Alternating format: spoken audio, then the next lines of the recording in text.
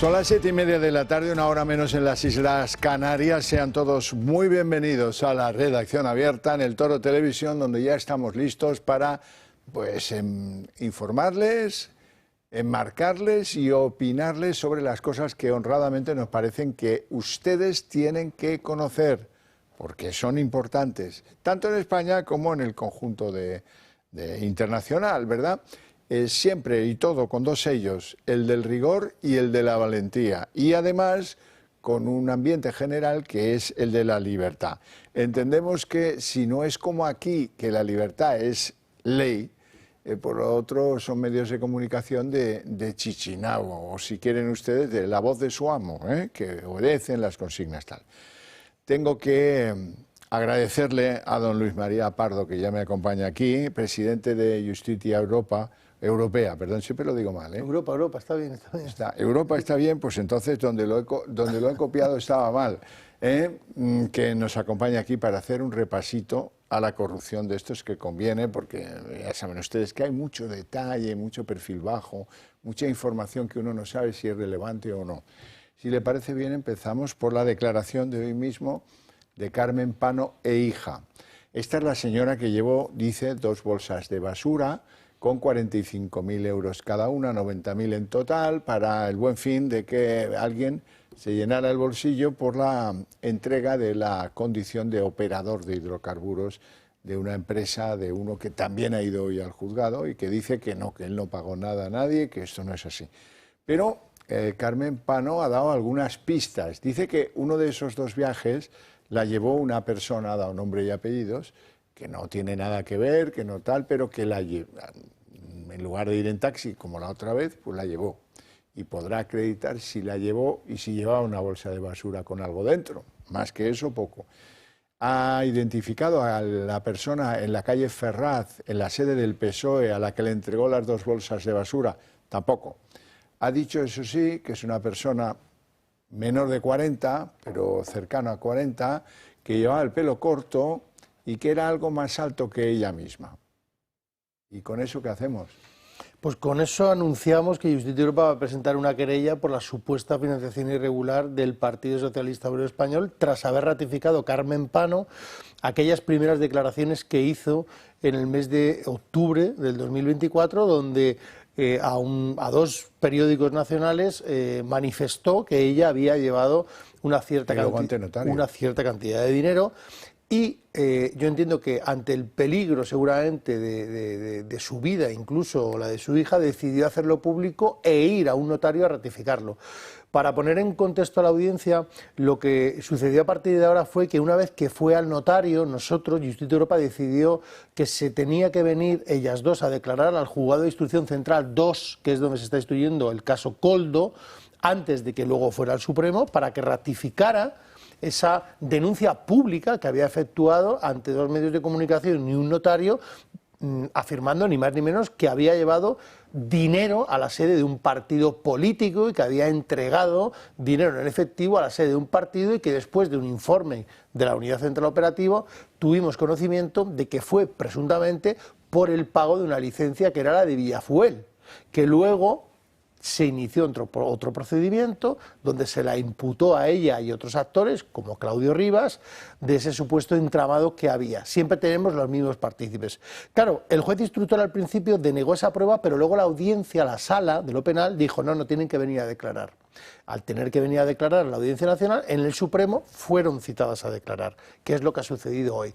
¿Y qué ha pasado? Pues que Carmen Pano ha ratificado que la llevaron, que entregó el dinero, y además, un dato importante, reconoce, o yo creo que reconocería a la persona a la cual le entregó el dinero.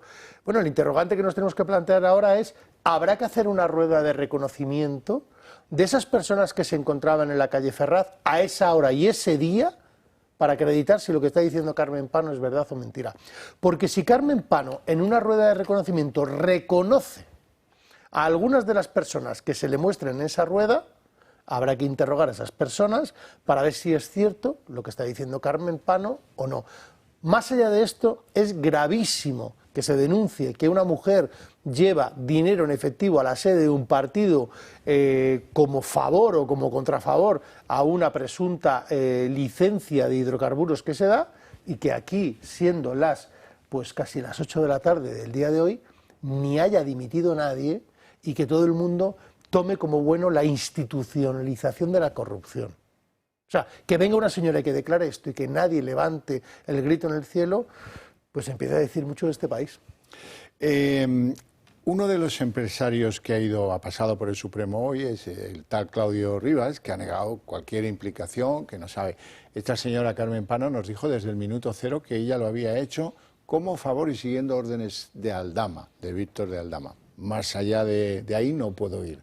Sí me llama la atención que el juez instructor de la causa de los hidrocarburos, que es Pedraz, pues no haya querido hoy avanzar por ese territorio de los hidrocarburos con Ábalos, ¿no?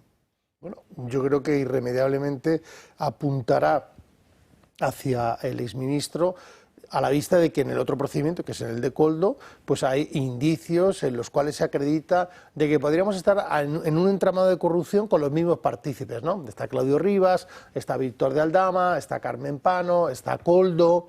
Entonces, ¿a qué se dedicaban, no? ¿Durante cuántos años se han dedicado a estas supuestas tramas de corrupción? ¿Por qué siempre están los mismos partícipes? ¿Por qué siempre están los mismos danzando, no? El chalet de la alcaldesa lo ha negado.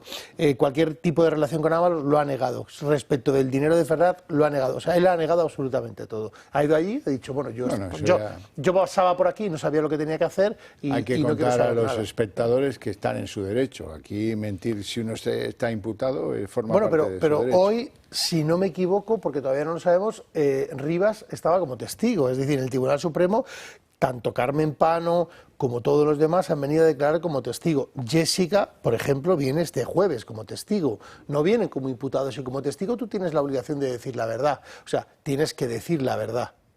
No es como investigado, en la cual puedes hacer como el fiscal, que puedes destruir pruebas. Claro, no. pero en la medida que otro juzgado, el de los hidrocarburos, le metió en la cárcel por eso... Le da cierta flexibilidad, por decirlo así, a la declaración. Claro. Bueno, ¿qué me cuenta usted del caso Begoña Gómez? Bueno, el caso de Begoña Gómez, mañana es un día, yo creo, sustancial y muy importante, porque vienen a declarar los CEO de diferentes empresas, o diría grandes empresas, como puede ser Google, Indra, la propietaria del dominio, y Telefónica, en la cual se va a intentar dilucidar qué tipo de relación tuvieron o si fueron influenciados de alguna manera para esa creación de ese software famoso de las pymes por parte de Begoña Gómez. Viene como investigada María Cristina Álvarez Rodríguez. Aquí, contigo y en esta casa, nosotros lo dimos como primicia, que María Cristina Álvarez Rodríguez era una pieza fundamental de todo este entramado. De la Moncloa, que eligió ella y que pagamos todos a precio de director general de Presidencia. Y que no sabemos de la relación de puestos de trabajo todavía. ¿Cuáles son las específicas funciones que tiene una persona que está, en principio, asignada a la mujer del presidente del gobierno? Porque esto es muy importante. ¿Qué funciones estaba asignada? Todo lo que no estuviera asignada no podía realizarlo. ¿Por qué entonces lo realizó? Esta es la gran pregunta. O sea, pedir dinero para los cursos, difícil que esté asignado, o sea, reclamar pagos, o sea, tal, o sea, cual, todo esto que hacía con los correos que conocemos con membrete del ministerio, pues todo eso es difícil que esté... O hablar con el rector, o hablar con el vicerrector Doadrio, o hablar con o todo lo que parece ser que está saliendo durante estos días. Mañana es un día muy interesante en el juzgado de Instrucción 41, porque yo creo que se van a aclarar varios puntos todavía oscuros respecto de esa relación y sobre todo del software de esa aplicación que se creó, que se intentó crear para la cátedra de Begoña Gómez. Qué decepción tuve yo el día que declaró Doadrio, el vicerrector. Tuve la sensación de tremendo desamparo, que la universidad pública más grande de España, en número de alumnos, la manejen tipos como esos que hemos visto por Goyache o el Doadrio, produce horror. Y tanto horror me produce que le he preguntado a algunos amigos, economistas, que dan clase en la Complu. Y me dicen, bueno, es que estos salieron porque la otra alternativa era peor era la decana de la Facultad de Políticas, que era podemita, y entonces tuvimos que organizar ahí unas elecciones con cualquier gente al frente para intentar que no fuera, y lo conseguimos, pero ¿a qué precio, amigo? Porque claro, con eso la Complutense no despega, ¿eh? Y además Doadrio, que reconoce en la Asamblea de Madrid la semana pasada, que la cátedra fue completamente anormal. Sí, sí. O sea, el vicerrector dice, oiga, pero vamos a ver, ¿Cómo es que hizo? Dice, nada. ¿Cómo es que, claro, cómo es que completamente anormal? Eso es lo que me no puede ser completamente anormal cuando usted es la persona, la autoritas, que tiene la potestad de decidir, delegado del rector, si esa cátedra se podía llevar a cabo o no. Siguiente afirmación. Bueno, es que a mí me dijeron que yo tenía que crear una cátedra para Begoña Gómez, la mujer del presidente. Claro, pero verás, si tanto usted como yo fuéramos rector o vicerrector de una universidad tan importante en nuestro país, pues donde se enseña el proceder ético a 24.000 estudiantes o por ahí que debe tener la Complu, lo primero para que esos aprendan el poder de la ética profesional es aplicarla. Y claro, tú no puedes decir que es que sí, yo ya vi, pero claro, como me dijo el rector, que mirara para otro lado, que ese día no fuera, que tenían que hacerlo. Claro, yo creo que lo que hace falta en España es un reinicio moral. Sí, porque reinicio al modelo... Claro, porque si no tenemos un reinicio moral respecto de estas actitudes, se van a volver a repetir cíclicamente, siempre gobierne quien gobierne, porque ahora se puede decir que está el Partido Socialista, pero en la Comunidad de Madrid... O sea, al final yo creo que el reinicio moral es un reinicio en el cual las autoridades y las instituciones tienen que estar despolitizadas, o si lo quieres mirar de alguna manera, despartidizadas, para que cuando un rector o un vicerrector diga, y le llamen y le digan, oye, que la mujer del presidente, diga, no, tiene que cumplir las normas como cualquier otro alumno. ¿Por qué? Porque si no, al final el sistema se va a pervertir. Claro, claro. Y yo creo que ellos piensan que... no sé por qué tienen esa percepción de que al final es como que el mal puede ganar. No puede ganar porque al final está saliendo toda la luz. Otra cosa es que luego en procedimientos judiciales, por causas de nulidades, como esa caja que apareció en la Audiencia Nacional, pueda romper una cadena de custodia y se declare un procedimiento nulo. Eso será otro tema. Pero por lo menos que tengan la conciencia de que esto al final va a acabar saliendo. Entonces, oigan, hagamos unas instituciones imparciales. Y que calará en los alumnos. Aquí Sí, vale por todo. supuesto, Fíjate, claro. ya lo has visto con la cátedra de la señora esta Begoña, etcétera. Bueno, pues eso será lo que nos pase con lo público si no tenemos al frente gente que con mano firme guía la institución, la entidad, en este caso la universidad, por el camino de la ética, que es el correcto. Bueno, tenemos que hablar de David Azagra, porque esta es la última bala. Esta es la última vez y como en las últimas semanas hemos pasado, o sea, se ha revertido, ¿no?, un poco la situación y ahora mismo nos encontramos como después de hace, pues, diría escasos 5 o 6 días, la Diputación de Badajoz dice que aparecen allí los informes tirados en una mesa, como aparecen las cajas en la Audiencia Nacional. Y dice el que lo recibe, bueno, esto no está diligenciado, esto no está en ningún sitio. Y dice la jueza, pero bueno, ¿pero quién le han traído la documentación aquí? ¿Pero cómo se ha podido aportar? Es decir, empieza a haber un cúmulo de indicios que hace prever de que se vaya a abrir un juicio oral respecto de David, del hermano del presidente del gobierno, por la posible prevaricación que haya podido existir en el nombramiento de ese puesto de coordinador de los conservatorios. Y creo que esa instrucción está avanzando. Lo hablábamos a micrófono cerrado, que muchas veces la gente tiene la percepción de que va todo muy lento, pero de verdad estos procedimientos están yendo muy rápidos. Muy rápidos. Ten en cuenta de que el caso Koldo fue hace un año precisamente las detenciones y fíjate dónde estamos ahora mismo, pero el caso de David casi prácticamente lo mismo y avanza de manera diligente. David, y yo creo que David el músico. David el músico y por eso avanza. Sí, da la sensación que se tienen cariño, no, hombre. Puede ser. David el músico, sí, por no llamarle Azagra, que es el nombre que él eligió. Sí. Ahora empezamos a entender por qué quería pasar desapercibido. Uno de los últimos declarantes en esta causa, que es un cachondo, dice, pues yo no caí que pudiera ser el hermano del presidente, y resulta que hablan igual, pero igual. Es que es un despropósito, porque cuando tú asistes a esas declaraciones y estás percibiendo cómo están diciendo eso, dices, no es posible.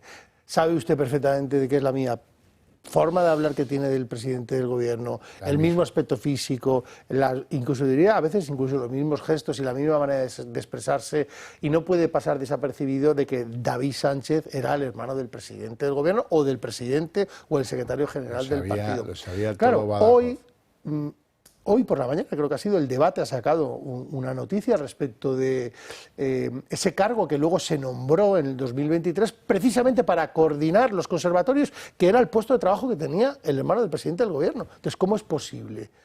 Aparte de las familias, aquí ya se habla de familias de la Diputación de Badajoz, se habla de las familias del Partido Socialista, los clanes. Estamos hablando ya de clanes, que si una familia esto, que si otra familia lo otro, o sea, ya incluso enfrentados entre ellos. Es muy grave lo que está pasando en este país. Al final será eso, una bala de plata, porque ese sí que es un caso que se va a sustanciar en breve. Yo estoy convencido de que da la sensación de que esto está en los últimos estertores de la fase de instrucción, que luego la juez se querrá tomar un tiempito para escribir la transformación y el auto de transformación, lógicamente, porque pelea contra los molinos más altos de la Mancha. No. Bueno, quiero que hablemos y es mi última pregunta, no me aprovecho más de la circunstancia, de lo dicho por el juez del Supremo que instruye lo de García Ortiz, el fiscal general del Estado. Una especie de advertencia. Le dice que, oiga, es que está cada vez más claro que ha hecho desaparecer pruebas. Y claro, esto como no es un quinquí, bueno, hasta donde no está, digamos, en la fase de lo criminal, pues dices, bueno, pues entonces ¿cómo un fiscal general del Estado puede recibir ese reproche del magistrado que instruye su causa? Es verdaderamente... yo no tengo palabras. Asiste a todo imputado o investigado el derecho a no declarar contra sí mismo, a no confesarse culpable, a no declarar alguna de las preguntas que le formulen, e incluso, diría yo, a intentar valer su defensa en el aspecto más grande de la presunción de inocencia. Bien, el fiscal general del Estado no es un delincuente común, es el fiscal general del Estado que tiene el principio de legalidad. Entonces, ¿cómo es posible que el fiscal general del Estado, que defiende el principio de legalidad, utilice el refugio de presunción de inocencia para destruir pruebas y que sea reprochado por el magistrado instructor diciéndole: usted ha hecho uso de ese derecho, lo ha hecho, yo no puedo ir contra usted porque él está protegido por la ley de enjuiciamiento criminal, pero se lo voy a reprochar por escrito. Es decir, usted ha presuntamente destruido pruebas durante todo este tiempo. Entonces, ¿el instructor no puede reprocharle obstrucción a la justicia? El investigado tiene todas las garantías procesales en virtud del artículo 24 de la Constitución española. Aquí lo importante es que el investigado es el fiscal general del Estado. Es decir, que es el garante de la legalidad. Es decir, hombre, ¿por qué no dimite? Se va y utiliza entonces esa ley de enjuiciamiento criminal y no pone a la institución por encima de lo que usted ha hecho. Esta es la gran pregunta. ¿Por qué no lo hace? Porque la Fiscalía General del Estado está partidizada por parte del Partido Socialista. Y este es el problema. Ponen por encima al partido que a la situación. Y entonces nos vemos en esa situación rocambolesca donde el instructor le apercibe, por decirlo así, por escrito, le reprocha lo que ha hecho, pero más allá no puede llegar, porque si no lo hubiera hecho. Y es perfectamente conocido el instructor que no podría seguir por esa vía porque el fiscal podría decir: lo he hecho en mi defensa. Ya. En fin, don Luis María Pardo, muchísimas gracias por este ratito tan esclarecedor en esta tela de araña. A veces yo lo entiendo que somos pesados y complejos y tal, pero ya se ha entendido todo. Se ha entendido todas las mil maravillas. Pues ya ahora ya seguimos para bingo, que decía aquel. Gracias. Un placer. Nos vamos a la publicidad. Controlar los niveles de azúcar es fundamental para tener una buena salud. No sabes bien si eres diabético de tipo 2 o prediabético, o tienes que controlar tu nivel de glucosa en sangre varias veces al día por distintas razones médicas. Hasta ahora esta prueba se hacía con los glucómetros tradicionales, analizando una muestra de sangre extraída tras un pinchazo en el dedo y midiendo el nivel de glucosa con una tira reactiva. Un proceso sin duda doloroso y molesto. Afortunadamente ya es posible conocer estos niveles de una manera más cómoda e indolora, gracias al innovador glucómetro sin pinchazo de Protege tu Vida, sin aguja, sin necesidad de realizar las molestas extracciones de sangre. Este nuevo sistema no invasivo obtiene un resultado igual de fiable con la ayuda de los rayos infrarrojos, metiendo simplemente un dedo en la pinza similar a la que mide el oxígeno en sangre, con resultados en pocos segundos. No lo dudes, llama al 973-0101 y mide tu glucosa en sangre sin pinchazos ni dolor.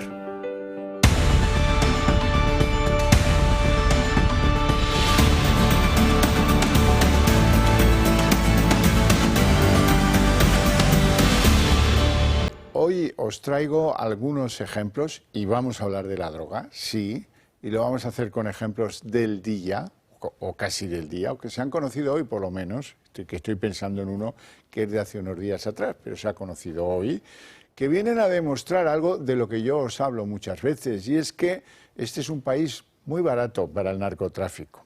Los narcotraficantes, los capos de todo esto, han descubierto un país donde las condenas son de coña, la gente te trata bien, no son las cárceles de Bukele, aquí son todos muy educados, los funcionarios de prisiones son profesionales, en fin, los médicos en las cárceles pues son tan buenos como fuera, hay gimnasios, piscinas, se puede estudiar, bueno, esto es la octava maravilla.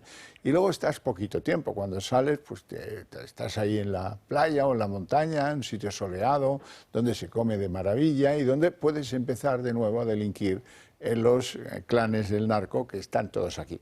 ¿Se acordarán algunos de aquella película Vente pa' España, Pepe? ¿No? Pues aquí parece que sea Vente pa' España, narco. Bueno, ¿por qué digo todo esto? Vamos con el primer ejemplo. La policía municipal ha detenido hoy en un patrullaje, digamos, corriente y vulgar. Este cartel no es el adecuado. Me tenéis que buscar la detención del capo Campuzano.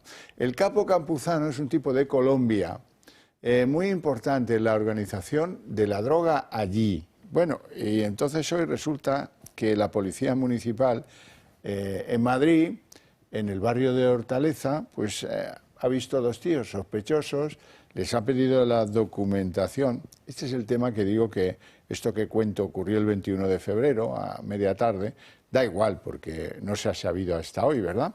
Y entonces les pareció que estos dos que iban por ahí y tal eran sospechosos.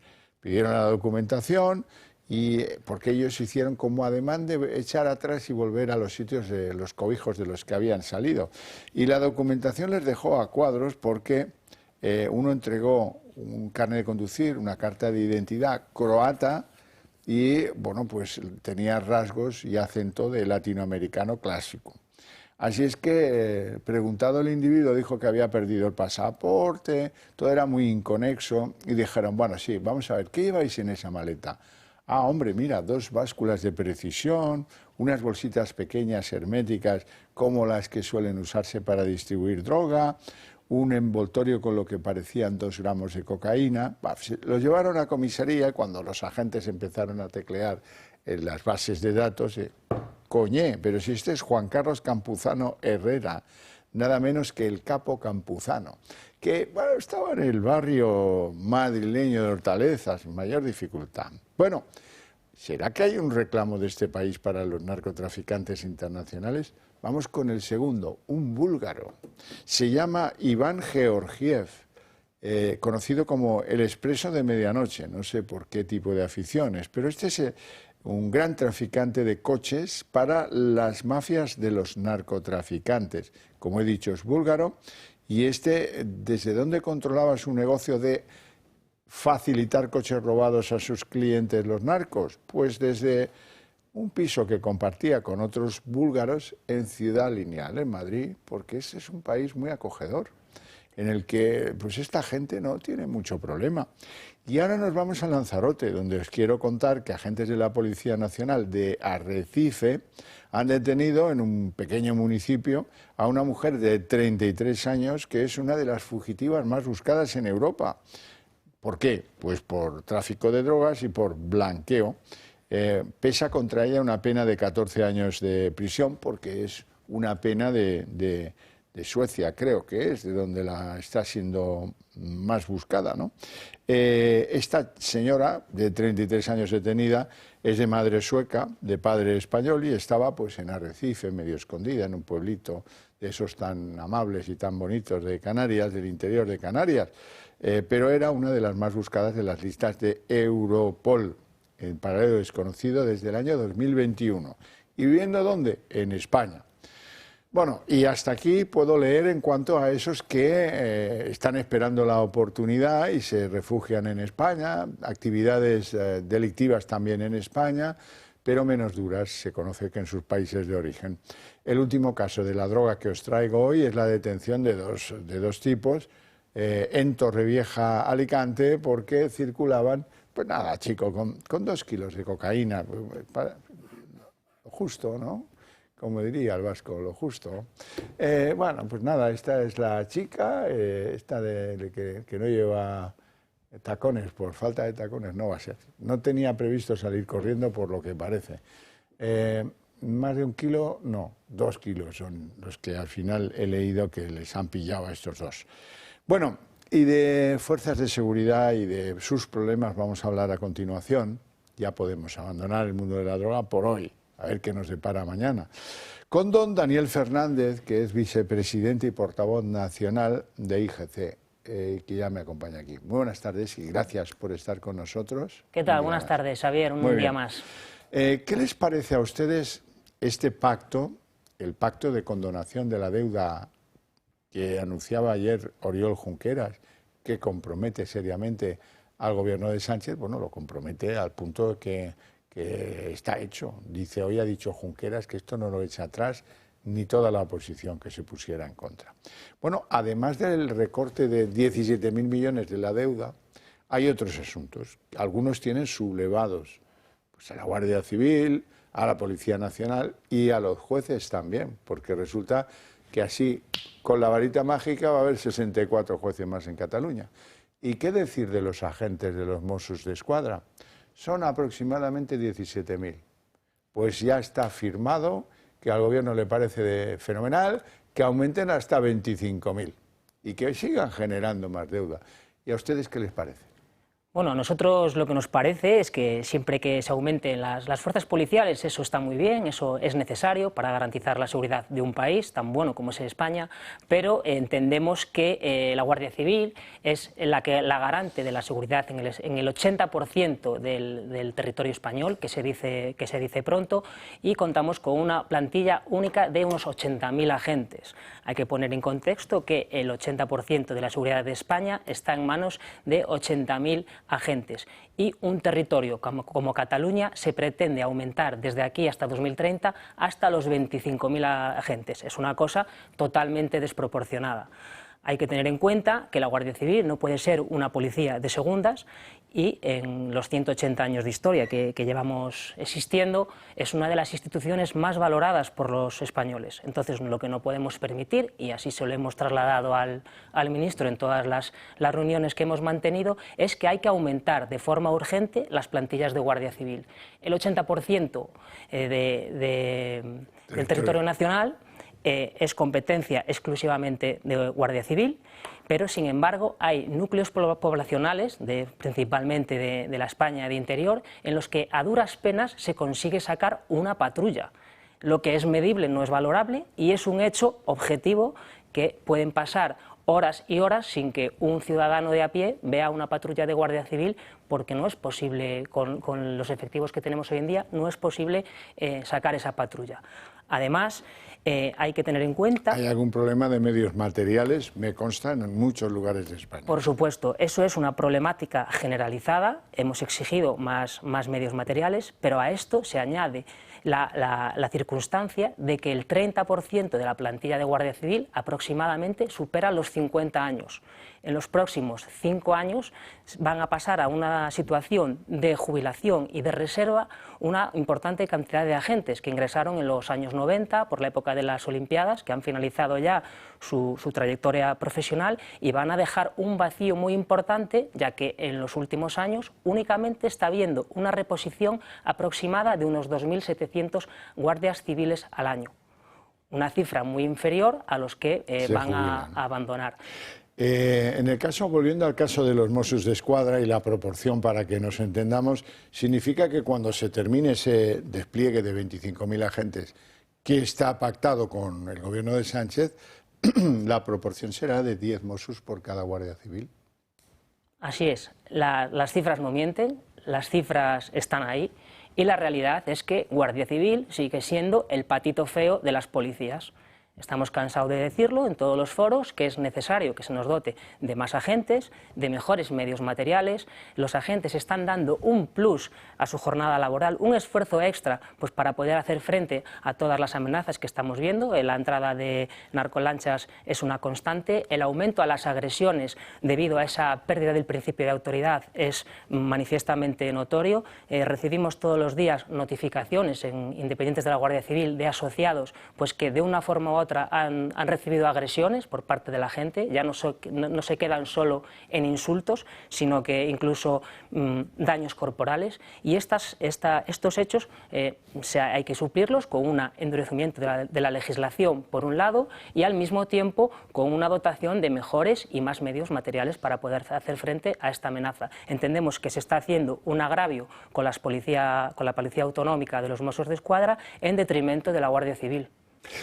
Además, hay que contarlo todo, esos 25.000 agentes que se pretenden desplegar en los próximos años hasta el 2030 en Cataluña, Mossos d'Esquadra, Policía Autonómica, son los que van a asumir las funciones del control de la inmigración.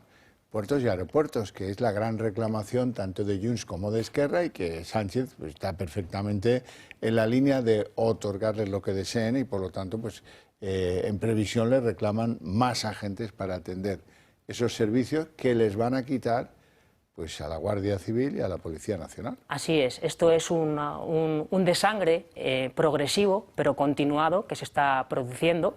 Es una realidad, de hecho ya lo hemos visto recientemente en el País Vasco, cuando el pasado día 14 de febrero, me parece que fue, que la Ertzaintza asumió ya la competencia en el puerto de Pasajes y progresivamente estamos viendo cómo esto mismo se pretende adoptar en otras autonomías, como es el caso de Cataluña. Entendemos que la Ley 2/86 nos atribuye a Guardia Civil las competencias en dichas materias y no entendemos por qué por una decisión unilateral por parte de las autoridades se decide apartar a Guardia Civil y relegarla a un segundo plano para que otras policías autonómicas asuman dichas competencias.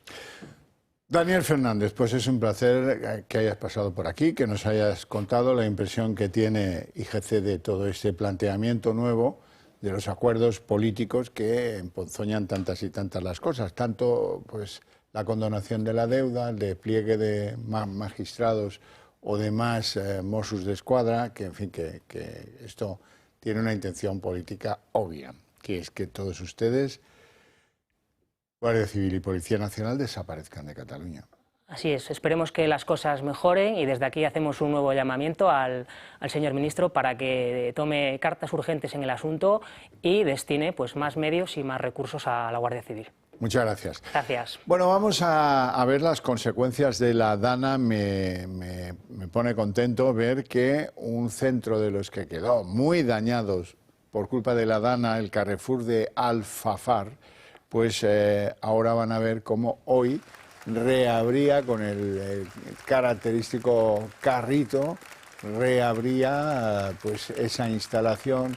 Y la gente pues muy contenta, lo celebra, porque esto es un signo de que con el tiempo las anomalías, por mucho que sean graves, se pueden solucionar. Se pueden solucionar si hay empeño y si, como este es el caso, el empresario Juan Roig de Mercadona pues también ha hecho un esfuerzo descomunal, como en este caso Carrefour, en que la gente no se sienta desatendida y los lugares en los que solía comprar pues puedan reabrir lo antes posible. No se crean que ha pasado mucho tiempo hasta que esto ha sido posible, ¿eh? Mucho trabajo y mucha instalación renovada y muchas ganas de volver a reencontrarse con los clientes.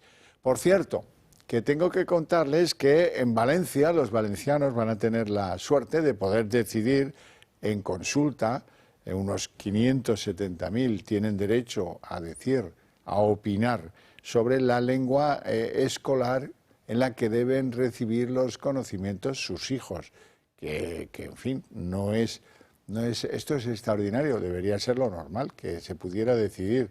¿Mediante qué? Pues mediante votación. Comienza la consulta sobre la lengua base en la Comunidad Valenciana. Cerca de 570.000 familias están llamadas a votar para escoger entre el valenciano y el español, como lengua que tendrá un mayor peso en la educación de sus hijos en el próximo año escolar. Pero se establecerá un mínimo de docencia en la otra lengua según la etapa educativa en la que se encuentre el alumno en cuestión. Afectará a los estudiantes desde segundo ciclo de infantil hasta tercero de la ESO. El proceso de votación finaliza el 4 de marzo a las 2 de la tarde y se hace de forma telemática. Las personas que han sido afectadas por la DANA que no tengan acceso a medios electrónicos pueden ejercer su derecho en los colegios más cercanos a sus viviendas. Hasta segundo de primaria habrá una lengua predominante con un 65% que se usará para lectoescritura, según voten las familias. La otra lengua tendrá un 25% y el inglés un 10%. En cursos superiores matemáticas seguirá la lengua base elegida. La otra cooficial tendrá un 25% y el inglés entre un 15 y un 25%, según las votaciones. La diferencia entre las lenguas cooficiales no podrá superar el 20% del tiempo lectivo. La consulta se produce por la Ley de Libertad Educativa impulsada por el Partido Popular y Vox en 2024 y aprobada por el Pleno de las Cortes Valencianas. La idea surgió para modificar la Ley del Plurilingüismo de Ximo Puig. Ahora las madres y los padres pueden elegir y ahora llega la capacidad de elegir la lengua base de nuestros hijos, porque son las familias las que tenían que tener la última palabra y antes no la tenían, porque la imposición de los amigos de los països catalans en una especie de complejo frente al separatismo catalán ha hecho que esta libertad no existiera y hoy hay libertad. Si más del 25% de familias lo solicita, se creará una clase en esa lengua, salvo en colegios pequeños donde decidirá la mayoría. Puede haber varios escenarios en caso de que una familia realice más de un voto por estudiante. Si los representantes legales del alumno votan lo mismo, cuenta como uno. En cambio, si los votos son diferentes, se contabilizará como nulo. Si este es el caso, el escolar será adscrito a una u otra lengua por parte del colegio según las necesidades organizativas. Hay centros educativos que están presionando a los padres para que voten sí o sí al valenciano. Han creado durante varias semanas sesiones informativas sobre la importancia de escoger el valenciano como lengua y qué pasaría si no lo hacen. Incluso han intentado convencer a las familias inmigrantes de que escojan el valenciano. Las familias con hijos con necesidades educativas especiales piden que se use la lengua materna, el español para con ellos, ya que ven más facilidades para comunicarse y que el valenciano no sea una imposición en su proceso educativo. Y ahora Marién Vallejo nos traslada algunas reflexiones sobre lo que supone el cierre de las nucleares, de las centrales nucleares, para el consumo y si va o no a producir apagones en determinadas zonas. El Gobierno tiene un objetivo que quiere cumplir a corto plazo: cerrar las centrales nucleares. Esto, aunque lo quieran ocultar, tiene un claro efecto negativo, que es una subida de la factura de la luz. La consultora PricewaterhouseCoopers ha realizado un análisis de los efectos que supondría el cierre de las centrales. Según esta consultora, esto perjudicaría sobre todo a los hogares y a las pymes, que verían de forma progresiva un aumento de hasta el 23% en su factura de la luz. Pero no son las únicas. La industria también verá incrementada en en un 35% de esa factura. A esta subida se suma también la dependencia. Cerrar esas centrales nucleares supondría aumentar las importaciones de gas, especialmente desde Estados Unidos. Aumentarán también las emisiones y casi podría desaparecer unas posibles futuras inversiones industriales en nuestro país. Esto es la otra cara del cierre de las centrales nucleares. Por ahora el Gobierno sigue con su plan y de hecho su primer objetivo es la central de Almaraz, en Extremadura. Si las cosas no cambian, echarán el cierre en el año 2027 y toda España empezará poco a poco a notar las consecuencias de su cierre.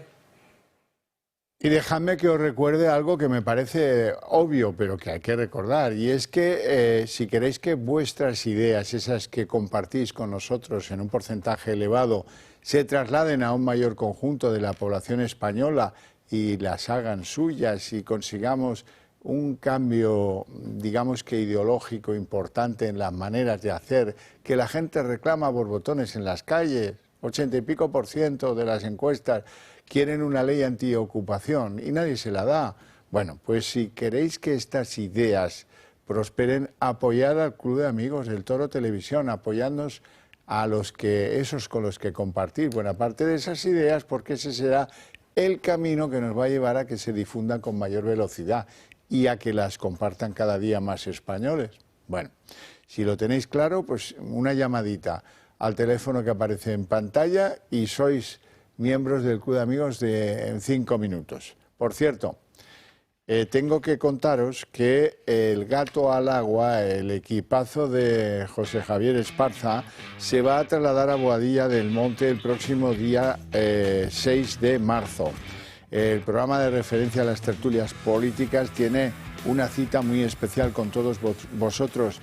Nos vamos a trasladar a Boadilla del Monte, una ciudad histórica de la Comunidad de Madrid, conocida por su encanto, su cultura y su vibrante vida local. Pero lo más importante es que queremos que forméis parte de esta experiencia única, que viváis el jueves 6 de marzo un gato por dentro, que veáis lo que sucede detrás de las cámaras y ante las cámaras. Si os apetece, si podéis, si vivís cerca de Boadilla del Monte o en Boadilla del Monte, reserva ya vuestra plaza en este día especialísimo del Gato al Agua, en esta localidad, en Boadilla del Monte. ¿Cómo hacerlo? Pues apuntad el correo producciontv, todo junto y en minúsculas, @eltorotv.com para confirmar asistencia y que os guarden la plaza, porque el aforo es limitado y si esperan demasiado, pues a lo mejor se termina y se quedan fuera de esta propuesta tan interesante. Y ahora nos vamos a publicidad.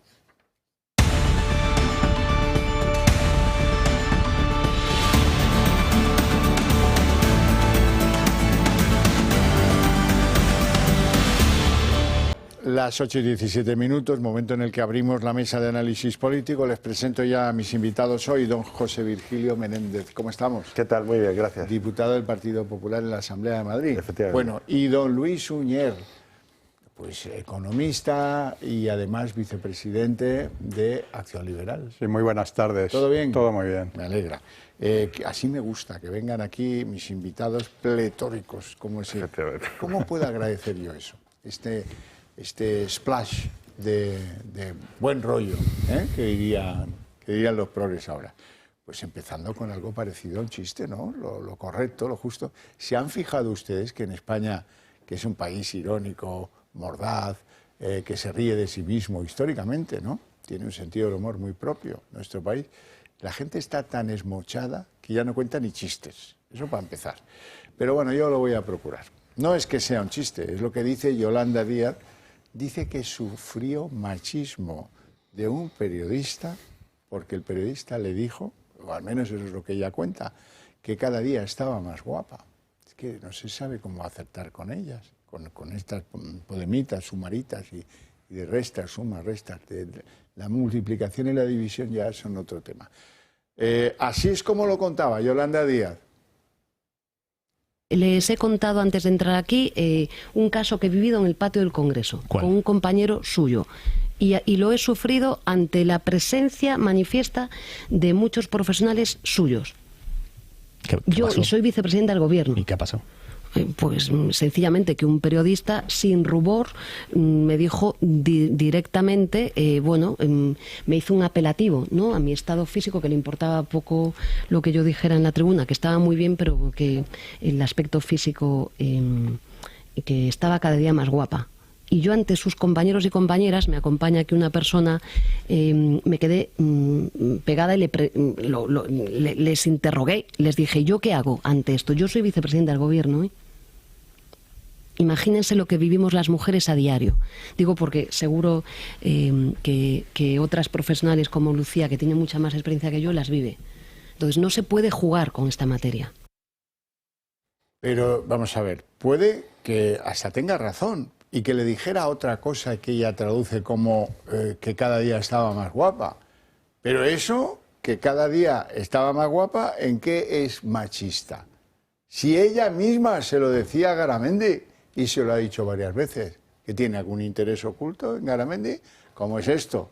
Ah, que no me creen. Vamos a escuchar a Yolanda Díaz llamando que cada día está más guapo a Garamendi, al presidente de la COE, nada más y nada menos, el enemigo político.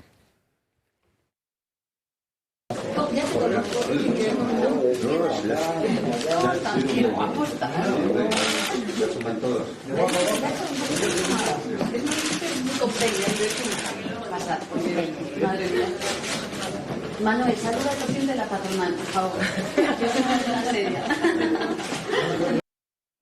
Pues a mí ese qué guapa está me ha parecido, por parte de Yolanda Díaz, bastante baboso. Pero bueno, me gustó los colores. Desde luego, si tú vas diciendo esas cosas, no te puedes quejar porque te las digan a ti, si es que eso fue lo que te dijo, porque no has aclarado ni quién te lo dijo, ni de qué medio. Yo no sé si eso que cuentas es cierto o no. Supongo que el tiempo me ayudará a resolver esta cuestión. ¿Cómo lo ves? Pues yo creo que es es una costumbre muy arraigada en los españoles saludar y decir una palabra agradable a quien se presenta. Esta mujer, que es políticamente es la mayor bomba de humo de los últimos años, está llamando como los niños pequeños la atención de estoy aquí. Estamos hablemos de feminismo en su partido, hablemos de el portavoz de su grupo que nombró, de Rejón, hablemos de ese monedero que compartía con ellos militancia política, que de aquella foto solo queda Pablo Iglesias y de momento pues no sabemos qué será de él. En cualquier caso, como este es un tema serio, la Comunidad de Madrid lleva muchos años trabajando en ello y a las mujeres de Podemos yo les recuerdo el teléfono 900-599-316, que es el teléfono que tiene la Comunidad de Madrid para el centro de sus 24 horas con profesionales en caso de agresiones sexuales. Entonces yo creo que en la sede de Podemos que apunten este teléfono, porque la Comunidad de Madrid está preocupada hace muchos años por estos temas. Y en la de Sumar. Sí, bueno, Podemos uno, Podemos dos. Todavía no son lo mismo, aunque no sé si acabarán siéndolo. Don Luis Uñer. Bueno, yo no me quiero extender mucho con esto, salvo decir, cuando ella se lo dice a Garamendi, eso se llama empoderamiento, ¿no? Cuando otro se lo dice a ella, machismo. Eso se llama machismo y, bueno, de un potencial violador. Entonces, quiero decir, o las dos cosas están bien o las dos cosas están mal, pero no puedes diferenciar una de la otra porque a ti te apetece. Es verdad que, como dice José Virgilio, pues al final esto no es más que tratar de esconder, ¿no?, que han escurrido el bulto cuando conocían los casos de Rejón, en el caso de Sumar, o el caso de Monedero en el caso de Podemos. Bueno, pues casi parece un chiste todo esto, lo sé. Vamos con uno de los temas clave del día que heredamos de ayer. Ese acuerdo que conocimos con Esquerra Republicana, según el cual pues el Gobierno va a condonar 17.000 millones de la deuda contraída por Cataluña y enmascarándolo todo de un plan general de 83.000 millones que permitirá un trato parecido a otras comunidades autónomas con unos criterios no revelados y unas condiciones que forman parte de la letra menuda del acuerdo. Por ejemplo, no nos lo han contado, pero tomen nota. Si una comunidad se acoge al plan de condonación de la deuda, en el futuro no va a poder reducir ella sola sus impuestos cedidos. Esto es algo que dice tal. Con lo cual se pretende pues, que otros partidos con gobiernos autonómicos, como es el caso del Partido Popular, abandonen cualquier esperanza de poder bajar los impuestos, lo cual va a dar una gran tranquilidad al PSOE y a sus candidatos. Bueno, hoy Feijóo hablaba del asunto, dice que es una trampa injusta, que no se puede pagar el alquiler de Moncloa con el dinero de todos los españoles. Sí, está bien esto. Lo que pasa es que ya tuvimos un intento de todo esto en el que se rompió la disciplina de los presidentes del Partido Popular y dio la sensación de que aquello era un campo de coles, que cada uno tomaba las decisiones, unos invocando el criterio mayor de buscar el bienestar de los ciudadanos que viven en su comunidad como presidentes que son. La cosa es que quedó todo muy desilvanado. Ahora ha dicho Feijóo que mañana miércoles en la Comisión Fiscal, en la Comisión de Política Fiscal y Financiera, las autonomías del PP van a votar que no, seguro que es así. Ahora, debidamente tratadas con puñetazos en el hígado y amenazas tal, veremos si esa unanimidad se mantiene o si no. Octubre de 2023. El Gobierno niega la quita de deuda a Cataluña. Es entonces María Jesús Montero, ministra de Hacienda, quien acusa al Partido Popular de esparcir bulos. Sabe que el presidente de la Xunta, Alfonso Rueda, lleva varios días alertando de que no tolerará una condonación de deuda a Cataluña. ¿Esto está sobre la mesa en la negociación? No, es que se lo inventan. Es que las comunidades del Partido Popular se inventan las cuestiones y de pronto empiezan a especular y dicen no vamos a tolerar. Oiga, es que eso no ha ocurrido y como eso no ha ocurrido, no se puede hablar de tolerar. Días más tarde el Ejecutivo anunciaba así su acuerdo con Esquerra. Todo para investir a Sánchez bajo el pretexto de buscar una solución al conflicto político catalán. En el texto se recogía que el Estado perdonaría a la Generalidad de Cataluña 15.000 millones de euros de deuda. Ahora ya sabemos que la cifra asciende a los 17.000. El líder del Partido Popular, Núñez Feijóo, lo achaca a una trampa porque todos los españoles van a tener que pagar. Primero, es una trampa. En segundo, es injusta. Es una trampa, ¿por qué? Porque no se condona nada. Por tanto, la deuda no se condona, la deuda se trasvasa de un lugar a otro lugar.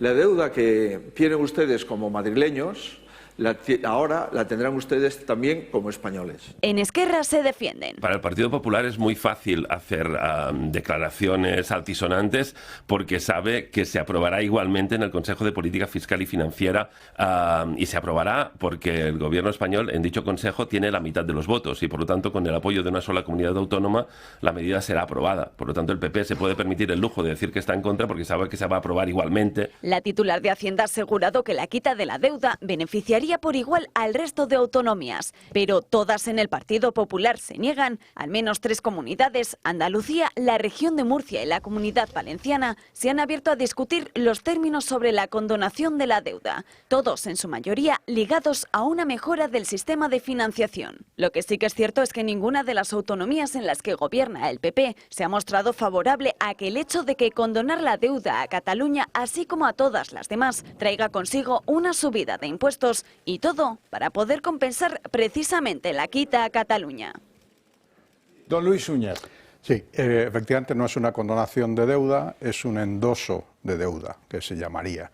Es decir, yo esos 18.000 millones te los perdono a ti, pero los llevo a la deuda general del Estado y entonces entre los españoles vosotros españoles vais a pagar, ¿no?, lo que vosotros no deberíais pagar porque esa deuda, ese endeudamiento no te corresponde. Es decir, tomando el ejemplo de la señora Pilar Alegría, la hipoteca. Es decir, yo pido una hipoteca y pago 1.200 euros al mes. Ahora, como sé que don Pedro y su señora quieren seguir viajando en el Falcon, le digo a don Pedro, obligue a estos señores, a don José Virgilio y a don Xavi, a que compartan conmigo el pago de mi hipoteca. Es decir, mi deuda, pues yo paso a pagar 400, pero digamos el resto, pues queda, a cada uno le tocarían 400. Es decir, que lo que estamos haciendo es retirar parte de la deuda de una comunidad para que todos los demás la paguen. Con 2 inconvenientes. Uno, que estamos premiando el que se ha comportado peor. Estamos premiando al que no ha seguido el camino virtuoso que se ha firmado con Europa, que define qué deudas podemos y no tener. Y entonces con esto pues condonamos más al que ha hecho las cosas peor, que es como decirle, ánimo chaval, que tú puedes, sigue gastando, no pasa nada, volveremos a pasar la bayeta y a llevarnos la porquería. Tú sigue gastando, no te preocupes por nada. Es un acuerdo político para satisfacer a estos. Segundo elemento, oiga, las comunidades más o peor financiadas por un sistema anacrónico que se cae a pedazos pero que nadie quiere renovar, no son las que reciben un impacto más favorable por la condonación o como quieran llamarle de la deuda. Las más endeudadas por razón de su infrafinanciación son la Comunidad Valenciana y Murcia. Y esas no aparecen entre las tres que se llevan más. Han puesto a Andalucía primero porque le conviene a la señora del pijamita, a la señora Montero, que va de candidata allí, a anunciar en campaña, yo fui la que condonó la deuda a Andalucía. Cataluña y luego lo que venga, pero desde luego no son esas dos. José Virgilio. Pues casi te voy a corregir. Dices, este es un tema heredado de ayer. No, este es un tema heredado del 23 de julio del 23. Cuando Sánchez pierde las elecciones y tiene que llegar a acuerdos con los nacionalistas, una mayoría supuestamente progresista, pero que hay ahí de todo, proetarras, Esquerra, nacionalistas catalanes, independentistas de derecha. Ellos le exigen un pacto de investidura y ellos luego tienen exigencias durante la legislatura. En segundo lugar, ponía el símil Pilar Alegría la hipoteca, ¿no? Si es explicarlo más fácil. Tú tienes dos cuentas corrientes, para que nos entiendan los oyentes. En una tienes 500 euros y en otra debes 200, cierras esta con 200 y pasas aquí los 200, tienes 300 euros. Vas, al final, esto es un poco explicado de manera bruta, pero al final es lo que supone, tú sigues debiendo ese dinero. En cualquier caso, ¿qué se hace? Repartir la deuda entre todos. ¿Quiénes son los perjudicados? Especialmente los que han gestionado mejor. El caso de Comunidad de Madrid y otras comunidades gobernadas con el PP. Y el tercer añadido, que usted también lo ha señalado, esto al final, con Euskadi y con Cataluña todo es barra libre y con el resto de comunidades se va aminorando su autonomía, sus competencias autonómicas. Se está atacando el sistema de fiscalidad madrileño. El sistema de fiscalidad madrileño vamos a compararlo con el estatal. Vamos a comparar el gobierno de Díaz Ayuso con el de Pedro Sánchez. Pedro Sánchez ha subido 97 veces los impuestos. Díaz Ayuso lo ha bajado 31. En Madrid ya no hay impuestos propios, los derogamos. En Cataluña hay 15. El gasto generado por Cataluña, y usted lo sabe perfectamente, ha sido el de embajadas, el de una TV3, que es la televisión pública más cara de España. Muchas entidades públicas superfluas no necesarias, como hay en Cataluña. Un gasto desbocado en esas administraciones, Generalitat, diputaciones, alcaldías, siempre gobernadas por la izquierda. Entonces, es muy injusto que, debido a un pacto político de mantenimiento de Sánchez en la Moncloa, todos lo paguemos. Nosotros, por ejemplo, y eso se lo anuncio, hoy nuestro portavoz, Díaz Pache, en la Asamblea de Madrid, ha presentado una comisión de estudio que vamos a aprobar en un pleno en marzo para ponerla en marcha, que queremos estudiar cómo va a ser la fiscalidad en España una vez que se rompe la caja común. Que pasen por la Asamblea expertos en Hacienda Pública, constitucionalistas, economistas, gente de prestigio, que nos diga si se va a mantener un sistema público de servicios como el que tenemos todos los españoles una vez que Cataluña deje de aportar sus 30.000 millones de impuestos o una vez que Cataluña deje de aportar los 2.000 millones que aportamos las comunidades Madrid, Cataluña, Baleares al mantenimiento de los servicios públicos esenciales. Está claro. Ahora bien, lo justo sería que después de este acuerdo, si es que se llega a ese acuerdo, de reducción de la deuda potencial de todas las comunidades con unos criterios que se conozcan, que no se conocen, porque vamos a ver, ¿por qué va en tercer lugar primero? En esto va Andalucía. Bueno, probablemente pues porque sea la comunidad más poblada o la que necesite de más recursos para administrar la sanidad, la educación, las cosas de allí, ¿no? Luego va Cataluña, esto ya saben por qué va en segundo lugar, pero en tercer lugar va Castilla-La Mancha. Digo yo que a lo mejor la Comunidad Valenciana debería ir por delante, o incluso Murcia, porque están lo reconocen todos los que son estudiosos del sistema de financiación. Ya en tiempos del ministro Cristóbal Montoro, las comunidades le exigían un cambio del sistema de financiación con criterios diferentes, porque los que estamos utilizando, que se hicieron una reformilla que hizo Zapatero, que no se atrevió a cambiar criterio alguno, porque, hombre, ¿el criterio cuál es? Hay mucha más gente que vive en Madrid ahora que hace 10 años, ¿no? Pues eso se tiene que ver reflejado en pues la asignación de recursos, y donde criterios como la España vaciada, eso ha tenido un plus hasta ahora, ¿merecen seguir teniéndolo o no? Habrá que discutirlo y habrá que llegar a acuerdos.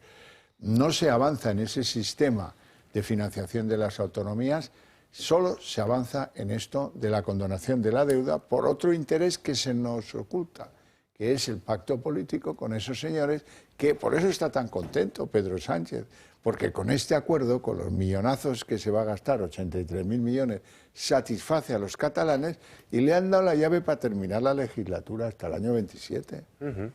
¿Esta es la pura realidad, Luis? No, efectivamente. O sea, esto está digamos, diseñado para que don Pedro y su señora pues continúen viajando en el Falcon.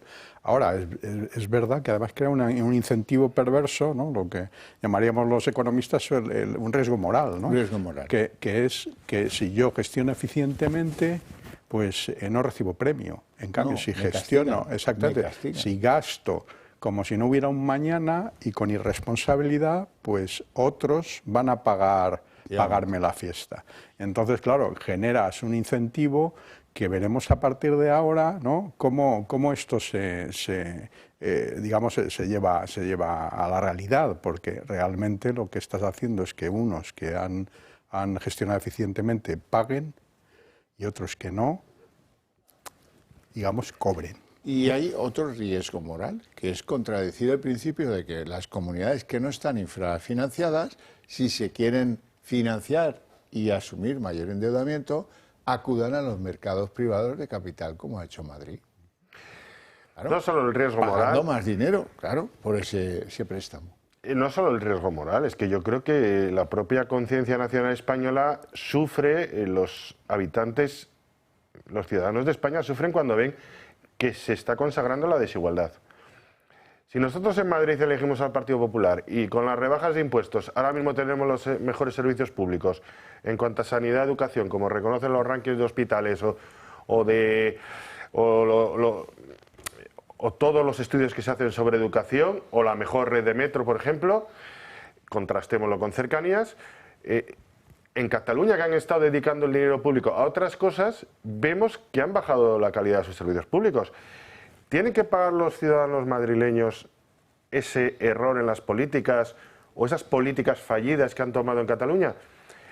Es que eso también la gente lo sufre y está cabreando mucho, porque al final de toda la deuda que se ha anunciado que se condona a Cataluña, a los madrileños les va a salir a pagar bastante. Ayer mis compañeros que son alcaldes de Móstoles, de Pozuelo, de Las Rozas, sacaban cuánto vamos a pagar cada ciudadano. Por ejemplo, de Pozuelo salían 300 y pico euros, de Móstoles 80 y pico millones en el caso de Móstoles, casi 40 Pozuelo, Las Rozas. O sea, es que ese dinero va a salir de los bolsillos, de los suyos y de los míos.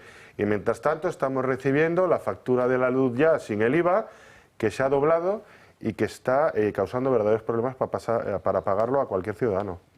Claro, pero es que fíjate que además de premiar al que peor ha gestionado ese dinero, estamos favoreciendo no una reducción del gasto a futuros, que es lo que convendría hacer. Digo, ya, modere su gasto porque, en fin, vamos a establecer un criterio que diga cuánto se pueden gastar los señores de las autonomías. Este era el momento de imponer esto. Yo hago la limpia, pero a partir de ahora, marchiño, no, ni un 3% más del presupuesto te puedes gastar. Y eso es todo, amigos. Bueno, y eso se está desaprovechando, con lo cual, pues es como darle un golpecito en la espalda. Tú no te preocupes, que papá Estado está aquí detrás, tú sigue gastando, sigue con tus anomalías identitarias y sigue tirando el dinero. Porque además hay una ratio muy interesante. Dice, oiga, Cataluña tiene esa deuda y la fiscalidad, ¿cómo está en Cataluña? Dice, pues que han convertido aquello en un infierno fiscal. Sí, sí. Comparado con Madrid, aquí, mira, uno de los hijos de Pujol, que se llama Josep Pujol Ferrusola, se hizo ciudadano fiscal madrileño, porque no, por INDEP como la familia entera. Pero no, esto de pagar en Cataluña se lleva mal. Así es que se vino a vivir a Madrid para poder declarar impuestos en Madrid, porque los tienen requete atornillados fiscalmente a los ciudadanos en Cataluña. Bueno, pues si aún así resulta que produces este nivel de endeudamiento, pues es evidente que hay que ponerte un warning, una luz roja, y oiga, ustedes la gestión no lo dominan, ustedes esto lo están haciendo mal y por lo tanto, a la hora del reparto generoso de Papá Estado, eso tendría que haber sido un elemento contrario a rebajar tanto la deuda a Cataluña, ¿no? Claro, así debería ser, pero ocurre al contrario porque alguien necesita los votos de esos partidos. Entonces esos partidos responden, ¿no?, con una extorsión, es decir, te marchas a casa, si no me concedes esto, aquello, y en este caso de la deuda es algo que ya conocíamos, ¿no?, que era su reclamación. ¿Cómo se ha generado la deuda? Pues ya lo hemos explicado, ¿no?, o sea, con políticas y con gastos desmedidos para hacer ese pequeño país que diría Pep Guardiola, ¿no? Entonces, pero mientras el resto estaban tratando, ¿no?, de hacer una gestión, ¿no?, eficiente, ellos no tenían esa preocupación, pero claro, han encontrado la oportunidad para, transformar ese problema que tenían en una oportunidad para ellos, y es endosándole el problema a los demás, ¿no? Y luego el panorama que se completa. Usted antes hablaba de prácticamente la conversión de un cuerpo policial como son los Mossos en un ejército. Es que estamos sin legislación de defensa como España, como Estado, porque todo se ha permitido, hasta una amnistía. Estamos prácticamente en un ejército y además es que les hemos liberado de las deudas, ahora con pasta. Pero vamos a ver, lo va a volver a intentar Puigdemont y Junqueras en cuanto puedan. Ahora mismo están en esos momentos que tienen los nacionalismos de que siempre descansan unos añitos para volver a pegar el estirón, esa acumulación de fuerzas que decían los etarras, vamos a acumular fuerzas. Eso significaba que venía un contraataque. Es lo mismo. Entonces, no se esconde ninguno de los dos. No se esconde nadie, absolutamente nadie. Y yo creo que de verdad que están siendo, con la calamidad que son los nacionalistas catalanes, están yendo con la verdad más por delante incluso que el presidente del gobierno de España. Lo cual es para preocupar. O sea, el de menos fiar aquí en esta mesa es el presidente del Gobierno de España. El presidente del Gobierno de España, el día que se encuentre la verdad por la calle, le va a dar un susto. No está acostumbrado, no la conoce, no sabe en qué mano está. Bueno, vamos con la corrupción, que sé que es un momento que estáis esperando.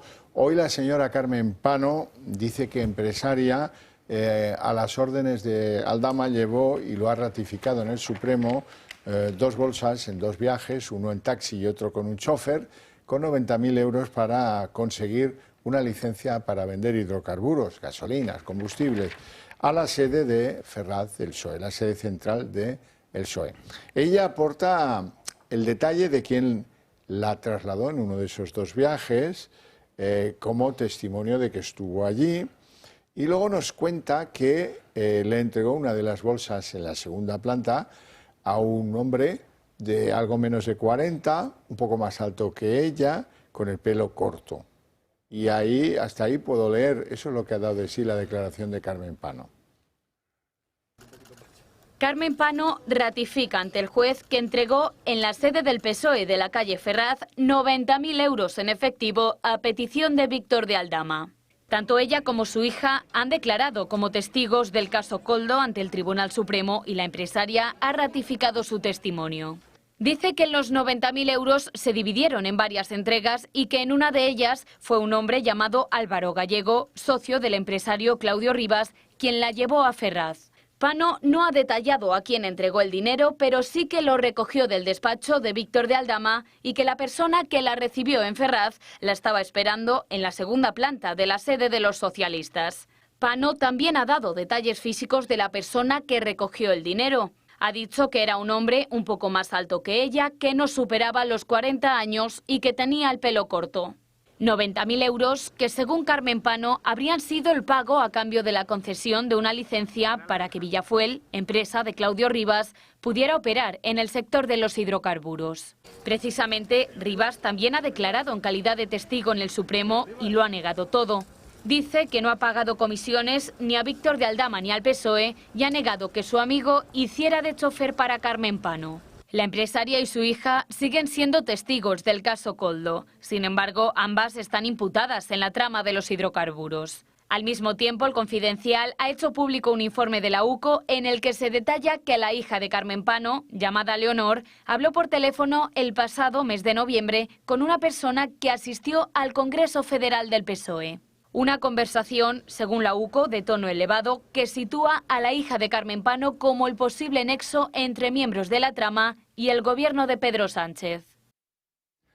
José Virgilio, ¿llegaremos a saber a quién le entregó esta señora los 90.000 euros? Con todas las cautelas del mundo que supone tomar por real lo que ella ha dicho, no lo cuestiono, pero eso hay que demostrarlo.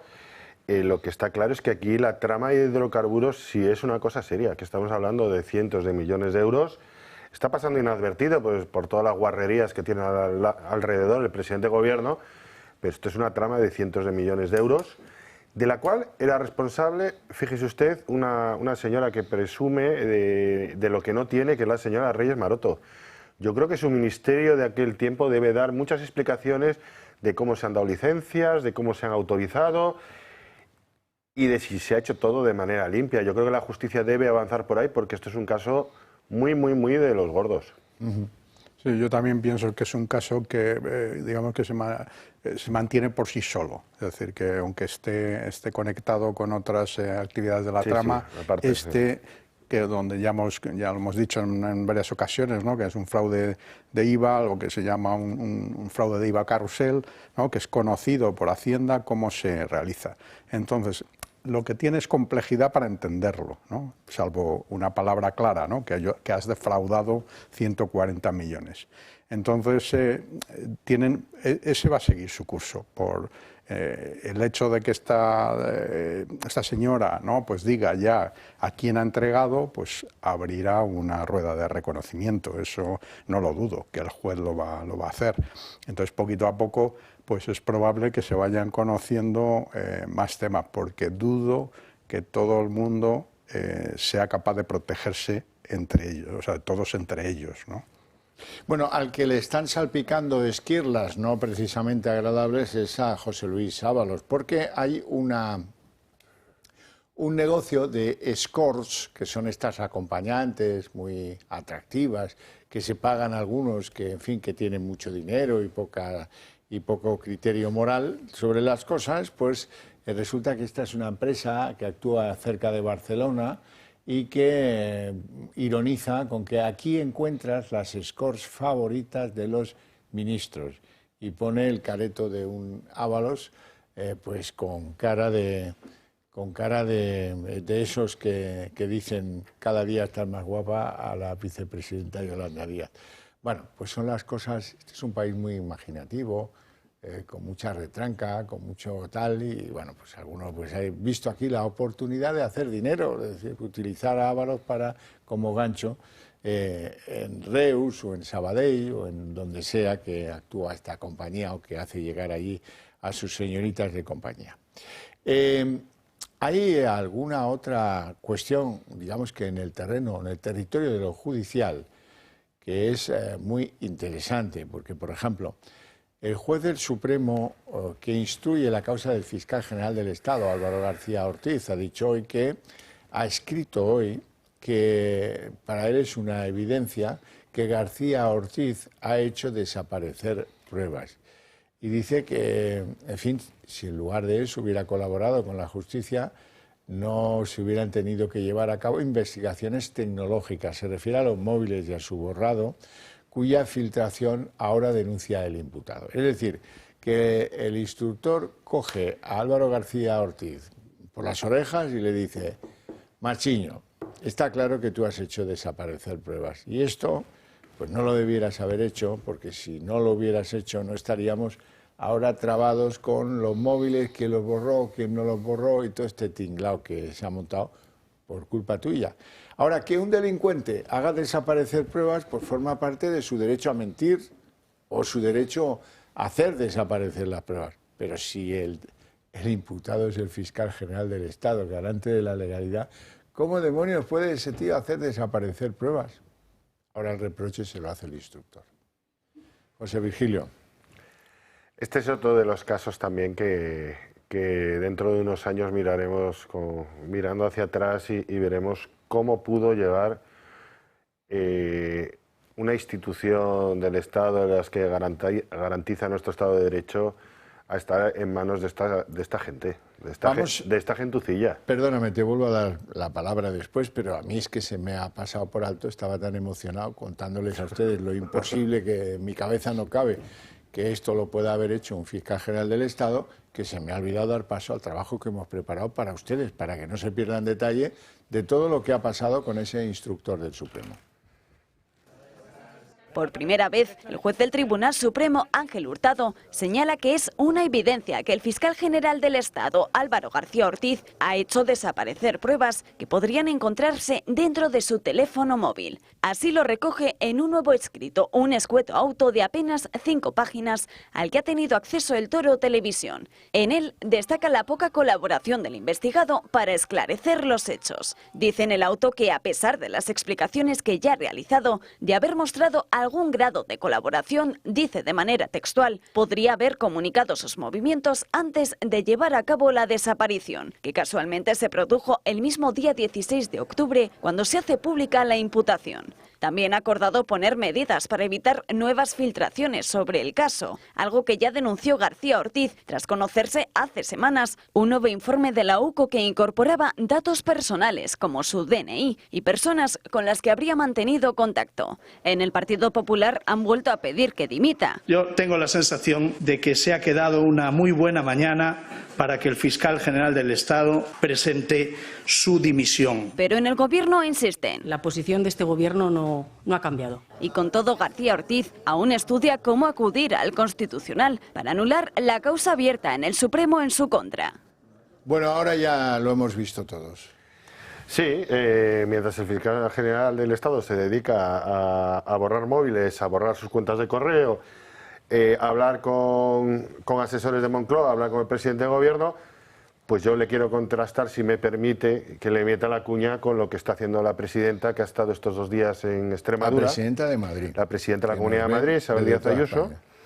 Ha estado visitando, entre otras cosas, la central nuclear de Almaraz, porque, entre otras cosas, hablaban ustedes del aumento de población. Madrid va a tener 1 millón más de habitantes en 15 años.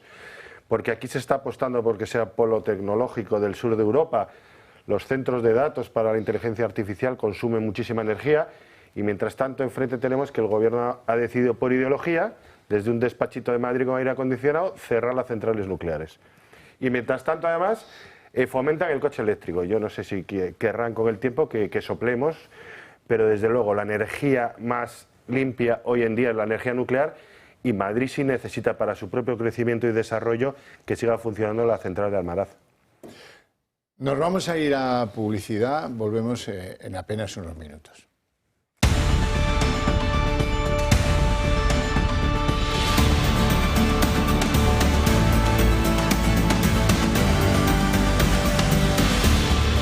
Así que le dice el instructor del Supremo al fiscal Álvaro García Ortiz, oiga, que es una evidencia que usted ha hecho desaparecer pruebas.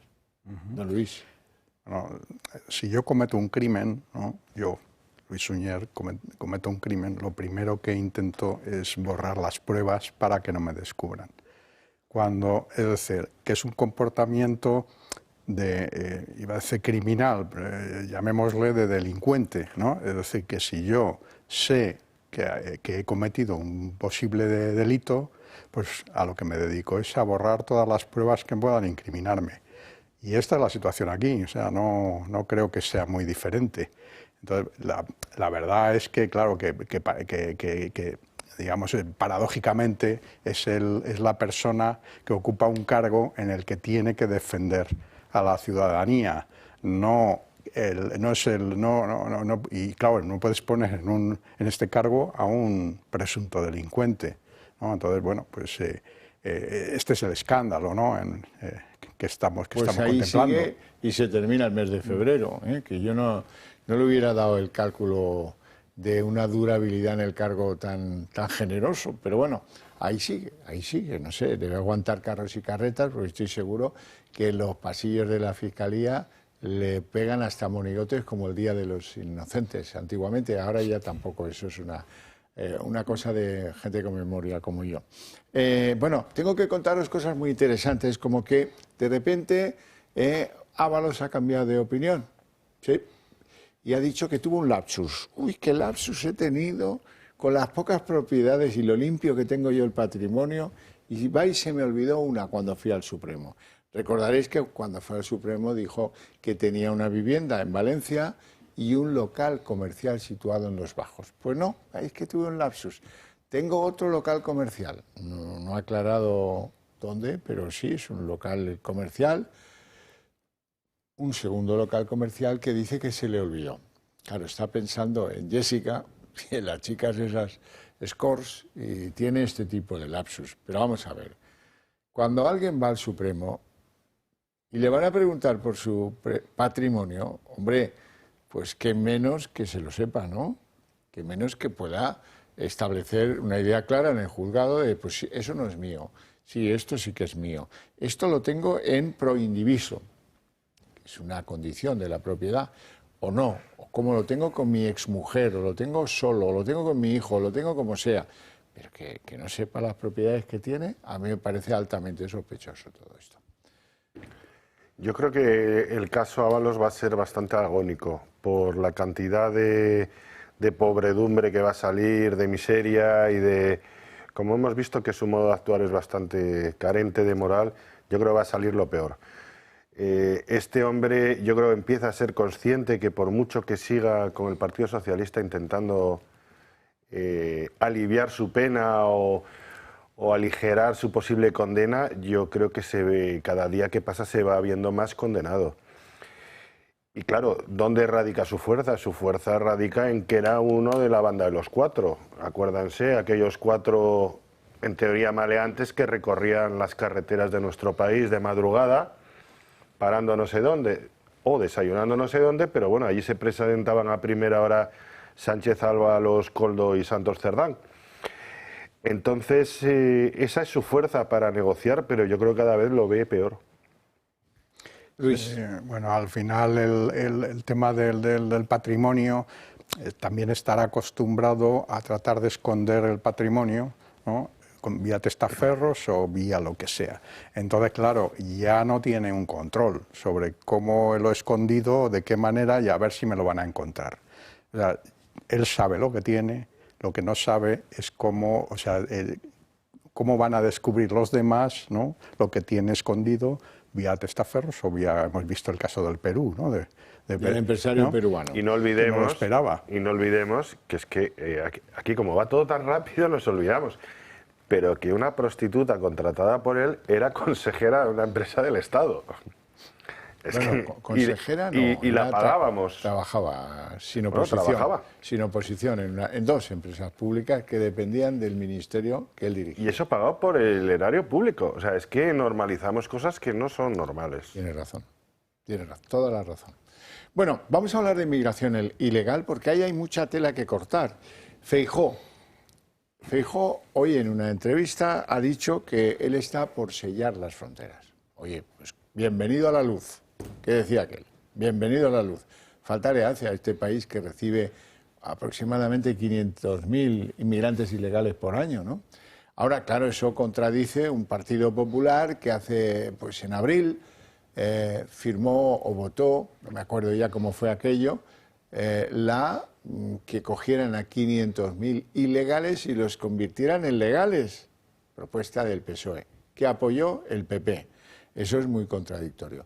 En sentido inverso, está recorriendo el camino inverso que este señor de la CDU, el señor Merz, Friedrich Merz, que este va de lo contrario, de prometer en campaña electoral una dureza singular con la inmigración ilegal, a empezar a aflojar porque parece que quiere pactar con los socialistas alemanes, con el SPD. O sea que, corriendo caminos inversos, pero uno ya no sabe a qué quedarse. Y desde luego, pues Abascal se ha enzarzado con Feijóo con ese cambio a los que sellan fronteras. Nuevo giro en el discurso de Feijóo, ahora en torno a la inmigración. Dice el líder de los populares que quiere sellar las fronteras y expulsar a los inmigrantes ilegales. Sellar las fronteras a la inmigración ilegal, expulsar a los inmigrantes ilegales que entran en España. Esto es lo que hace Trump. No, lo que hace Trump es otra cosa. Pero hace tan solo unos meses su discurso era completamente opuesto. Tanto es así que los populares votaron a favor el pasado mes de abril de regularizar a 500.000 inmigrantes ilegales. Decía su portavoz Borja Semper que había que darles una salida. Permitieron también que Vox se saliera de los gobiernos autonómicos después de mostrarse partidarios de acoger a menores inmigrantes en las comunidades gobernadas por el PP. Ahora, meses después, abogan por el discurso de Vox y quieren sellar las fronteras y expulsar a los ilegales. Bandazos de los populares a los que ya estamos más que acostumbrados. No es la primera vez que hacen suyo un discurso de Vox y los de Abascal no se han quedado callados. Critican que lo que predica Feijóo no concuerda con lo que vota su partido en el Congreso y tampoco en Bruselas. Por su parte, dice Santiago Abascal que dentro del PP hay una permanente voluntad de estafar al electorado. Un giro de guión muy similar al del homólogo de Feijóo en Alemania. El líder de la CDU, el partido que ha vencido en las elecciones, prometió en varias ocasiones de la campaña electoral cerrar las fronteras para controlar la inmigración ilegal. Ahora, tras alzarse con la victoria, dice que no busca un cierre total de fronteras, sino aplicar rechazos temporales en los puntos de acceso al país. El homólogo de Feijóo en Alemania quiere incluso pactar con los socialistas, quienes nunca han criticado la inseguridad causada en el país por el caos migratorio. Aquí en España parece que a Feijóo no le ha quedado otra opción que endurecer su discurso y copiar las políticas de Vox ante el auge de partidos como alternativa para Alemania. José Virgilio Menéndez. Pues estoy en desacuerdo con lo que ha dicho la pieza informativa y cómo se ha presentado la noticia. En primer lugar, el Partido Popular lo que apoyó fue la tramitación parlamentaria de una iniciativa que lo que se vota es si se va a tramitar. Le pongo un ejemplo. El último pleno en la Asamblea de Madrid, Más Madrid presentó una iniciativa que teníamos que votar todos los grupos si se iba a debatir ese día. Todos, PP, Más Madrid, PSOE y Vox, votamos a favor de que se tramitara. ¿Qué se votó después del debate? Todos en contra, PP y Vox en contra. Esto es lo mismo. Y segundo hecho, digo hecho, no opinión. El Partido Popular ya ha gobernado. Antes de que estuviera Vox, seguramente cuando Vox se vaya o vuelva a la intrascendencia, el Partido Popular seguirá. Como partido de gobierno llevó a cabo una política muy seria desde el Ministerio de Interior sobre la inmigración ilegal. Los inmigrantes ilegales se expulsaban. Las fronteras estaban más o menos selladas. Desde luego descendió la llegada de inmigrantes irregulares vía Patera o vía Barajas. Se trabajaba en cooperación con los países de origen, porque es muy fácil decir voy a bombardear las pateras. Lo que hay que hacer es que las pateras no salgan de las playas de Mauritania, de Marruecos o del país que corresponda. Entonces, el trabajo que ha hecho ya, más allá de lo que sean declaraciones folclóricas que pueda haber en el PP y en Vox, en todos los partidos, pero el PP ha gobernado y la inmigración ilegal la ha combatido siempre. Pero vamos a ver, lo de bombardear las pateras, ¿quién ha dicho eso? No, eso es un símil que usa la izquierda cuando ridiculiza y tal. Por eso te ruego que dejes fuera de esta mesa comentarios como ese tan poco afortunados. Y en segundo lugar, tienes razón, el Partido Popular lo que hizo fue votar que se sometiera a trámite la aprobación de la regularización de 500.000 inmigrantes ilegales. Lo que pasa es que portavoces autorizados del Partido Popular como Borja Semper, que decían que es la única salida que tiene acabar con este problema, regularizar a los inmigrantes ilegales. Deduzco, por tanto, que el Partido Popular estaba bastante de acuerdo con la línea de la propuesta socialista de regularizar a los 500.000. Y yo no, y mira que estoy haciendo esto cada día aquí, como sabéis bien, no he oído nunca a Feijóo hablar de sellar las fronteras hasta el día de hoy. Y ahí hay un cambio político legítimo, ¿eh? Y bienvenido a la luz. Pero vamos, cambio copernicano casi. Y que yo me alegro del cambio, me alegro enormemente. Don Luis. Sí, bueno, en el tema de la inmigración, que ya es suficientemente complejo, yo lo que quería apuntar es si no estamos dando soluciones a determinados problemas, entonces cuando aparecen, ¿no?, otros partidos que quieren afrontar soluciones que probablemente sean malas, cortas y de consecuencias no conocidas.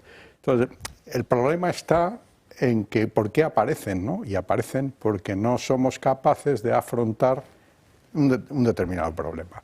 Y un determinado problema es la inmigración, otro determinado problema es la energía, que hemos hablado antes. Es decir, si la percepción es que no se quiere, que comentaba José Virgilio, se ha ido haciendo. Si yo creo que el público, cuando ve que se hacen cosas, o sea, lo que no confía es en que se vaya a resolver al 100%, pero al menos que se están haciendo cosas cuyo resultado de un 60 o un 70% de resolución al problema. Cuando no se da, pues aparecen otros que ofrecen soluciones cortas, rápidas y poco razonadas, probablemente, ¿no? Y entonces, en este mare magnum estamos. Pero mira, por ejemplo, la izquierda también llamaba devoluciones en caliente. Eso lo puso un gobierno del Partido Popular que significaba el rechazo en frontera a quien intentaba traspasar la frontera de manera irregular. Eso que lo llevaron a los tribunales de Estrasburgo, de la Unión Europea, al final se dio la razón al gobierno de España. ¿Por qué? Porque España debe proteger sus fronteras. Entonces esto es una política que se ha hecho. Regularizaciones masivas, la hubo, si recuerdo usted, con Caldera, gobernando el PSOE. Con el Partido Popular no hubo ninguna regularización masiva, ni la habrá. Y también le añado otra cosa. Ahora mismo el cariz que está tomando la inmigración ya no es el precedente, ha cambiado. La inmigración, además, que se está dando ahora, está adquiriendo tonos más preocupantes, como hemos visto en países europeos que van por delante nuestro. Están generando problemas sociales, están generando problemas de multiculturalidad. En España no se apuesta por eso, aunque los socialistas apuesten por eso. En Madrid apostamos por la integración, en España se apuesta por integración. El inmigrante llegado tiene que adaptarse a las costumbres españolas, no imponer su cultura, ni su religión, ni sus costumbres. Otra de las cosas nuevas en el discurso de Alberto Núñez Feijóo es que empieza a hablar de devoluciones, de que cojamos a los inmigrantes ilegales y les devolvamos a su país. Bueno, pues bienvenido a la luz. Pero claro, es que el problema es que hay cosas que en esta Europa, con tamaño de elefante, se han ido construyendo mal, durante muchísimos años. Y en eso el Partido Popular ha sido aliado, firme aliado de las políticas, de la agenda y del no sé qué y de no sé cuánto. Por ejemplo, el Partido Popular no ha dicho nada en favor de la energía nuclear. Y es evidente que en Europa va a haber un cambio, pero el mes que viene, porque les corre prisa a los alemanes y los franceses no te digo. Mira cómo corren a collejas a Teresa Rivera en Europa y la obligan a hacer proclamas pronucleares. A la señora de una malcarada aquella que se le ponía cara de vinagre cada vez que hablaba de una central nuclear. Bueno, en lo de la inmigración, óigame, pero vamos a ver, si el primer ministro del Reino Unido, Starmer, está enviando por la noche inmigrantes ilegales a sus países de origen, y cuando llegó al poder hace unos meses, cerró el proyecto aquel de mandarlos a Uganda o a Ruanda, no me acuerdo dónde era. Ya ha cambiado, porque Europa está tomando decisiones en ese sentido. Y lo hará el alemán, y entonces pues Feijóo, que ha visto por dónde se alinea a Europa, me parece muy legítimo y lo aplaudo completamente, pues ha querido ponerse en esa línea de comportamiento político. Pues ya está. Pero cuanto antes corrijamos, mejor. Cuanto antes corrija España, mejor. Y estoy seguro que un día Pedro Sánchez se levantará, se dará un golpe y dirá, como le ha pasado con el gasto militar, pero 6 años y medio, y ahora Nadie duda ni discute en el gobierno que se vaya al 2% de compromiso de gasto militar. Qué bonito, ¿eh? ¿Cómo han cambiado? Qué rápido han cambiado. Ha tenido que venir Trump para que cambiaran, pero eso no lo dice nadie. Ahora ellos se reorientan, pues mira, Sánchez un día dirá, hombre, es que son muchos, 500.000 inmigrantes ilegales cada año que están llegando, ¿no? Ya, esto, bueno, todos no son ilegales, pero la inmensa mayoría sí. Y habrá que, pues, cambiar algunas cosas, porque si no, pues habrá países que producirán resultados electorales radicales y contrarios a esa großen Koalitionen que nos ha llevado a donde estamos. Sí, efectivamente es lo que yo comentaba, que los partidos mayoritarios que, digamos, lo que llaman el consenso socialdemócrata, es decir, desde después de la Segunda Guerra Mundial hasta, digamos, hoy, ¿no? O hasta hoy, no, hasta los años 2000. Entonces, digamos, las políticas eran más o menos similares, ¿no? Cambiaban en determinados matices y eso permitía digamos, el famoso turnismo, ¿no? Pero a partir de ahí empieza a generarse problemas que vienen derivados en muchos casos de esas políticas. Y entonces, bueno, pues claro, son los problemas, como la inmigración, no acontece de hoy para mañana, sino que va sucediendo. Primeramente, ha sucedido con una inmigración que venía realmente, una inmigración legal, ¿no? Es decir, pues hemos tenido comunidades rumanas, de Hispanoamérica, de muchos países. Pero en este momento, ¿no?, eso ya nadie lo está cuestionando, sino lo que se está cuestionando es toda la inmigración nueva que llega, no es inmigración para generar riqueza. Contingentada, legalizada, claro, con permisos. Y eso es un efecto llamada de tal calibre que es lo que están llegando por millones a Europa, ¿no? Entonces, eso generará un problema. Bueno, en Alemania entraron directamente hay millones de inmigrantes y entraron directamente sirios, creo que fueron 1 millón. Afganos. Sí, bueno, el llamado lo hizo Angela Merkel en 2000, de una vez, ¿no? Y dijo, aquí caben 1 millón de sirios. Claro, entonces ellos, que tradicionalmente podían absorber, ¿no?, igual que los holandeses, ¿no?, podían absorber inmigración para determinados trabajos donde los holandeses o los alemanes no trabajaban, pero ahora ya eso no ocurre. Ahora, es decir, ahora lo que se encuentran son comunidades nuevas, ¿no?, que tienen que sostener, porque no aportan a la riqueza del país.